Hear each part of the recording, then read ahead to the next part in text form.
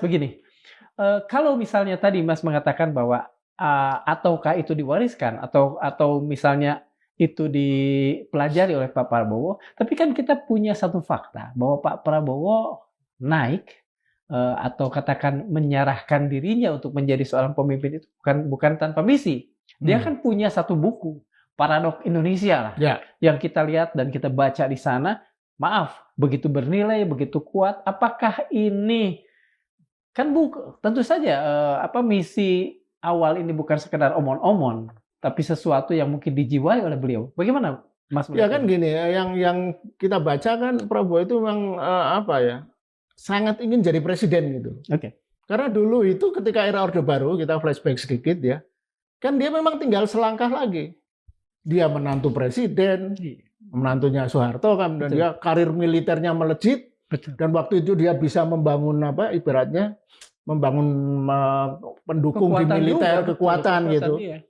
Hanya karena reformasi lah ambisinya itu Iya. menggelepar kan, dan ternyata Habibie tidak bisa diajak kong kali kong gitu kan, dan kemudian sistem demokrasi reformasi tidak memungkinkan orang seperti dia bisa dipegang kan.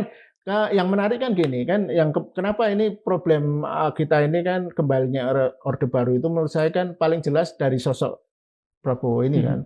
Prabowo itu kan dulu menjadi epicentrum, kalau ibarat gempa bumi, titik pusat gempanya, epicentrumnya itu di Prabowo kan. Betul. Karena dia mencoba melindungi Soeharto atau apapun lah. Kemudian dia menjalankan perintah Soeharto, kemudian ada kasus yang sampai sekarang ramai, penculikan dan sebagainya. Dan kemudian juga huru-hara Mei itu. Nah dia epicentrumnya, dia harus mengungsi ke Yordania, kabur hampir setahun.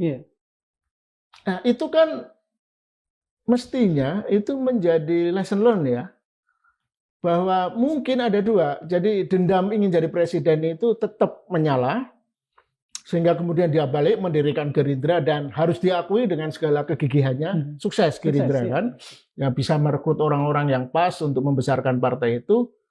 Nah sayangnya adalah tidak terjadi katarsis ya, setelah di Yordania setahun, sukses mendirikan Gerindra dan Gerindra akhirnya menang itu, mestinya ada katarsis lah ya, ada permenungan lah.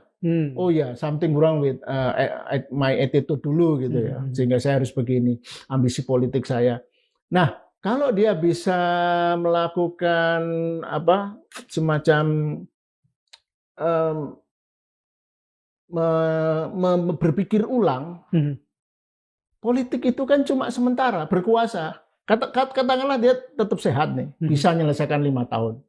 Nah, gawatnya karena kekuasaan itu candu, dia akan maju lagi. Bukan hanya maju lagi, dia akan menikmati itu, kecanduan itu, dan dia tidak mau lagi mendengar kritik, tidak mau, pokoknya yang paling benar adalah saya. Yang kemudian itulah yang terjadi dengan ideologi fasisme. Fasisme itu kan tidak suka dengan demokrasi, karena kan demokrasi dianggap tidak efisien, demokrasi bertele-tele. Untuk apa sih 50 plus 1 itu?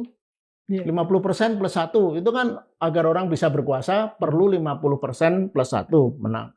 Kenapa repot-repot dengan yang 50%? Kenapa tidak cukup dengan 1 orang saja? Saya, penguasa fasis. Itu kutipan dari ucapan Mussolini. Benito Mussolini. Benito Mussolini, bapak fasisme. Kalau Hitler itu nazisme, ya. Mussolini itu bapak fasisme, yang kemudian di Spanyol ada Nero, kemudian di Asia ada Pol Pot, bahkan Soeharto dan macam-macam. Nah, backgroundnya Prabowo itu kan orang terdidik gitu loh. Referensinya punya lah. Bapaknya kan juga tokoh partai yang hebat kan. Mestinya punyalah referensi, punya sedikit pemikiran gitu. Tidak ada gunanya dia berkuasa kalau kemudian endingnya kayak mertuanya itu. Untuk apa? Berkuasa 5-10 tahun, atau nggak usah jauh, Jokowi. Jokowi 10 tahun sekarang gimana? Setiap hari dihujat.